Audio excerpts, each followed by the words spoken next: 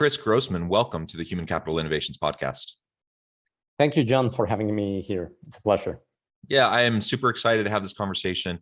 You are bringing with you a very unique perspective with your unique background and professional experience. I think we'll have a nice dialogue around how mobile collaboration technology can support digital transformation within organizations. That's what your organization is all about. And I'll give you a chance to share about that here in just a moment. Before we get started, though, I wanted to share Chris's bio with everybody. Chris Grossmann is CEO and co-founder of Beekeeper, a secure mobile-first operational communication platform for frontline teams. Beekeeper helps companies connect their distributed workforces to increase productivity and employee engagement. Prior to founding Beekeeper, Chris worked for Accenture on the high-profile international projects in the field of IT strategy for the financial and public sectors. Chris studied chemical engineering, got his PhD in electrical engineering, both at ETH Zurich. Before moving to beautiful Zurich, Chris was born and raised in an entrepreneurial Swiss-Mexican family in Mexico City. What a tremendous background. I love the international flair and flavor of all the experience you bring to the table. It's always a pleasure talking with people from around the world. And I have to admit, I'm jealous. I love Switzerland and I want to go back to Zurich. So wonderful, wonderful. Thanks for joining me. Anything else you would like to share with listeners by way of background or personal context before we dive on into the dialogue? Thank you so much for the super kind introduction, John. Yeah, maybe, I mean, on the one hand side, yes, it's a diverse background, and mostly my roots come also from the frontline worker space. So that has helped me shape a lot of the work that we've been doing at Beekeeper. Both of my grandparents worked at factories. One was a paint factory, the other one was a copper factory. So I had the chance to learn from early on how that worked. My father also worked in such a frontline based organization. So it's great to be here sharing those experiences. Thank you so much for having me here, John. Wonderful, wonderful. And perhaps as we get started, you can just provide a little bit more background to Beekeeper. What exactly is Beekeeper? What are you doing and trying to accomplish with organizations? I got into that a little bit in your bio, but elaborate on that for us and help us understand the mobile technologies that you're utilizing. Yes, for sure. So if there's one thing to know about Beekeeper is we are the frontline technology company. So we devote all our energy, our passion to these forgotten workers, the frontline workers. So all of those that are not sitting behind a desk like most of us do probably. And we believe that they have been a little bit forgotten from all of this digital transformation that most of us have actually lived through. They still very much work with pen and paper, with things that are just cumbersome all the way to difficult to actually work with, and as if their jobs were not already difficult enough. I think there's a lot of friction that one can help remove from their jobs, from their lives, with the right tools, with the right technology. So we're really passionate about them. We believe there's a lot of potential in every single one of them if we provide them with the right tools. And that is also the segue into believing that that is one of the possibly biggest competitive advantages that businesses can really build up nowadays, to free up their frontline from all of that friction that there is around. Yeah, excellent. And I appreciate the focus on frontline. Frontline workers, that's really where the rubber meets the road and where the magic happens within an organization in terms of the products and services being produced or interactions with customers to be able to deliver and provide the support for the products and services. And so we absolutely need to be paying attention to frontline workers. You're right. Oftentimes when we discuss issues around digital transformation, it's kind of seen as a more high-level conversation for the C-suite, for middle managers on up, and not really for everyone else. And that really can't be the way we do it moving into the future if we want to stay competitive. Other organizations are going to eventually catch on, and they're going to be more effective, more efficient. They're going to, like you said, I read in your bio, you're going to engage your people more, those frontline employees more. They're going to feel more appreciated because they're not having to watch, their boss who sits in an office getting all these nice tools, and then they have to use a pen and notepad. So yeah, let's invest in them just like we try to invest in other areas of the business. And I think that can pay a lot of dividends. Totally true, John. Great. So let's dive on in and talk a little bit more about the role of technology in organizational transformations. And we can focus in on frontline workers in particular, but we can also extrapolate and talk a little bit more generally about organizations as well. Specifically, mobile collaborative technologies. Describe some of what you do at Beekeeper, and some of what's out there that can help employees on the front lines to be more collaborative, to be more engaged, to be more connected with the organization, its mission, its purpose, all of those elements. Totally. So I think one really important thing when we talk about frontline workers is to understand really their whole context and the way they engage with companies nowadays. And I think there are a few learnings that we have had while building the company and building our product and platform. One of them is the principle of simplicity. I think anything that just adds more friction to what they do is more of a killer rather than anything else. So that's why, as opposed to, for example, how you and I probably have all our tools on our phone. I'm sure if you saw my phone, I have 15 different apps on there, and you log in with single sign-on here and there, and it's fine if we have 15, if not 20 apps on our phone and 30 different tabs open on our browser. That's all fine. It works, right? But that's just way too complex when it comes to the front line. So there's a lot of work that needs to be done in understanding how to really digitally enable them to do great work, to feel engaged, to deliver great products with great quality, right? And what we do at Beekeeper is we provide with what we call a single point of contact, a single point of entry for that frontline worker for everything they need in the organization.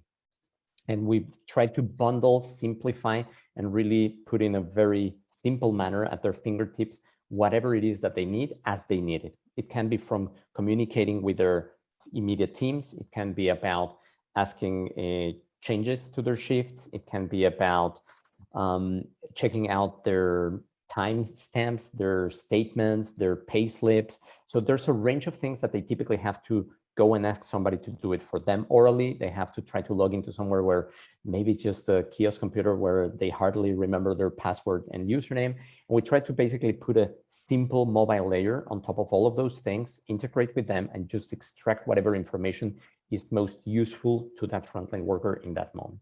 And with that, what we see is there are great returns in terms of productivity, efficiency, quality, safety by investing in this type of technologies, simply out of the sheer amount of friction that is removed from their day-to-day. Yeah, I love it. And I have to say too, I've worked plenty of those frontline jobs growing up. And so I can think back to those experiences, and many of them, were very frustrating. I worked in a factory, for example, for a long time. I've worked in customer service. I've worked in call centers. I've done those things earlier in my adult life as I was, going through school and whatever, like a lot of us do. And we never had any of that. And so you just kind of dealt with the frustrations. But now I look at my I have two teenage daughters, age 15 and 17. And they both work in fast food. One works at Chick-fil-A, one works at In-N-Out. And both companies are pretty good companies to work for. And both actually utilize exactly what you were just describing.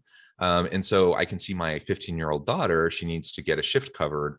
She doesn't have to go and call through, this big list of phone numbers from people who work at the branch. She can go on the app and she can do everything in that app. She can request time off. She can request someone to cover her shift. She can look at her hours. She can even do some trainings. There's a whole bunch of things in there. And same with my older daughter who works at my 17-year-old that works at In-N-Out. And so, I think it's a no-brainer that we provide those types of opportunities for our people, for our frontline employees. And I honestly have no idea what that costs to In-N-Out and to Chick-fil-A, but I imagine it's probably not that much, especially when you consider the productivity gains that are had through it. And I think again about, just using my 15-year-old daughter as an example, they also just they get to know each other and they can communicate with each other even off hours through the technology and through the mobile app. And so it just helps them be more connected in a way that I don't remember ever feeling connected to my colleagues when I was a frontline worker, earlier in my life. That's beautiful to hear, John, and can only very much relate to that. And I think, I mean, as you saw it with your daughters who are, let's say, super well versed with technology, this is something natural, probably almost that they were expecting. So imagine the next job that they take. If there's not something like that, it's going to be like, well, what's going on, right? And the sad reality is that most of the businesses are not really at that level yet.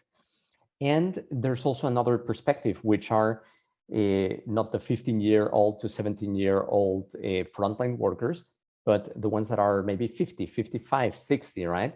And all that generation that is almost about to, let's say, start to retire, but not quite there, that still carries a lot of institutional knowledge. If you think about factories, workers that have operated machines and plants for many, many years. So there's a whole drain of know-how that will basically walk out the door the moment that they retire, and that at the same time simply struggle much more with those type of things for a while. We have a beautiful story about one hotel in San Francisco where we rolled out Beekeeper. One of the cleaning ladies, Maria was her name, she basically started crying when she saw what she could be doing with Beekeeper. And we were like, whoa, did we do something wrong? Sorry. So we approached her to understand what was going on. And she shared with us that so far she had been spending 1.5 hours every Sunday each way just to go and stand in front of the bulletin board and see when her shift was going to be for the next week so that she could plan that with the rest of the week, right? So it was 1.5 hours on the way there, 1.5 hours back. 3 hours of her Sunday completely gone just because she didn't have access to that information, right? And doing that from a mobile phone directly without having to travel that much also had a huge payback in terms of her personal life, the engagement she felt towards the company, and of course, how she ultimately performed there, right? So, I mean, that kind of, that engenders commitment, doesn't it, from your people, when all of a sudden you can give back to them 3 hours of their life, especially 3 hours on a Sunday when they're probably spending time with friends and family. That's tremendous, right? And so I think that is beautiful, and what a great testament to the power of these, to your point, simple technologies, like simple implementation. It doesn't need to be complex. We don't want it to be complex. It needs to be user-friendly. It needs to be accessible, especially to older generations that may not be quite as comfortable utilizing the technology as my teenage daughters are. Totally. Well, very good. So what do you see as some of the major obstacles, the barriers to this sort of digital transformation for frontline majority industries? Yes, it's super interesting because most of the barriers we see are, I would say, almost fear-driven a little bit, just because it's technology that has never been deployed to the hands of frontline workers. So that's also something super important to consider in this mix, that it's very understandable that organizations are somehow respectful, if not all the way point to almost fearful of paralyzed of saying, well, I've been dealing with unions, I've been dealing with work councils, labor laws are nothing other than probably quite complex. So do I really want to do this? Like, do I want to open up a Pandora box and so on? And what we find over and over is that work councils and unions are almost the first one to get on board on this, because they see it as you're finally sort of appreciating this second or unintentional second-class citizens that have happened because they don't have any sort of technology. So that's a positive one. It opens up the dialogue around that. The end users, the Maria that I shared with you, they love it as well. And many of the concerns of thoughts of, are they going to use it or they're not going to use it and so on, they basically vanish as you start rolling out these technologies, right? So there's a lot of, I would say, of internal barriers to these type of changes. Understandably, it's a change, and as any change, it needs to have some sort of guidance and coaching. But I think we see it over and over with our customers. Having the right arguments and the right data along that way can tremendously help, right? Yeah, I think that's right. That's wonderful. And what have you seen during the pandemic? So, we're trying to enable, provide these digital technologies to create digitally enabled workforces. During the pandemic, it's been vital. We've had frontline workers that have gone back to work in person, but we have a lot of people that have gone remote. We have a lot of distributed workforce. What have you seen in terms of enabling these workforces adapting through the pandemic? We've seen incredible things, to be honest. We work with the largest, for example, food manufacturing companies. So all our customers together produce roughly 40% of all the meat in the US. So we have had the chance to actually see a lot of how the pandemic played out in customers, in plants that had already beekeeper versus the ones that didn't. And one of the big changes we've seen is just being able to continue to operate your plant and your business thanks to technologies, right? Many of them had to even shut their plants when they were having outbreaks of the pandemic. They were paralyzed by the amount of work that it takes to actually give the notices, the health updates. You have to basically print it, translate it into so many different languages, make sure they get it. Sometimes they're not even on the site. So do you send it by snail mail? Do you give them a call? It's things that consume so much energy, so much time from organizations that you wouldn't even believe, right? And in contrast to that, the ones that either adopted it or had already such a system in place, they navigated the whole thing so smoothly in the sense that by the click of a button and within 30 seconds, they were doing things that other took hours to actually get done, right? So you can imagine the amount of agility, the amount of time that you save with that.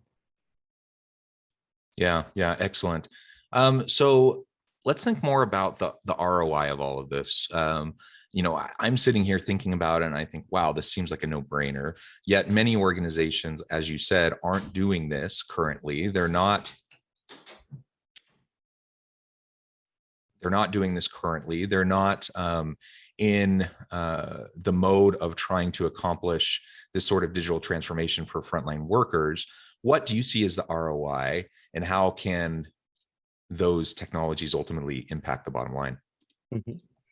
Yeah, so what we see across the board is you can quite easily, digging deep enough into the business processes and so on, find ROIs of 10 to 1. For which $1 that you invest, you get 10 in return.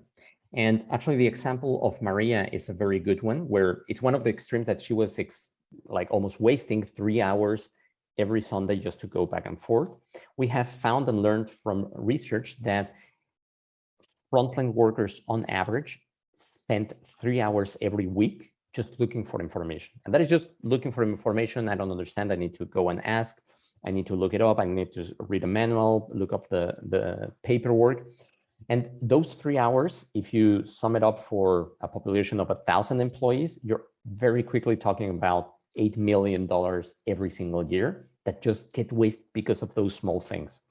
And those are the type of things that we can easily cut in half, that we can reduce the time, as mentioned before, with those examples, not only from a few hours into a few minutes, but even a few seconds. So the gains are tremendous, and it really depends a little bit on the business. But I think having that 10 to 1 figure in your head is something that can make probably easier and even more urgent those type of investments. Yeah, wonderful. And so what should, anyone listening right now and they're thinking, oh, this sounds great, but we currently don't have it in the budget. We're not doing anything. What would you say to those individuals? They recognize, as you're describing, there's good ROI, there's good bottom line benefit to doing this. But where do you get started? Yeah, excellent question. Excellent question, because that's normally the situation for this type of technologies, that it's not like there's a line budget that has been there for 20 years, like for your ERP, right? But it's something that you realize, wow, now it's the moment, because everybody has a smartphone, everybody's open to this. There might be already even using some shadow IT type of tools and consumer tools to address some of those things, because that's also something we've seen. It's not like they're stupid, they're really resourceful and they're really smart, and they will find a way around to get those things. It's just going to be probably in a risky, non-compliant, non-secure way. So the way probably to start is identifying what are the biggest gains that you can do. What are those low-hanging fruits? Second, for example, Beekeeper, we do have free trials. We do have a chance for people to actually test it, check it out, even start using it. And I think with these type of transformational technologies, there's nothing like showing a small case where there was an impact. It doesn't have to be big. It doesn't have to be the whole company, but something that makes it graspable for the rest of the organization. I think those are the most valuable ways of catalyzing change in these situations.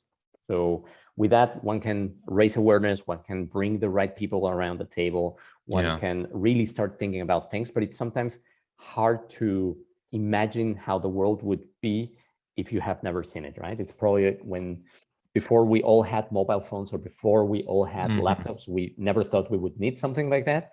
But once you have it, it's like, well, how am I going to do without this if I don't have my smartphone with me the whole time, right? Yeah, absolutely.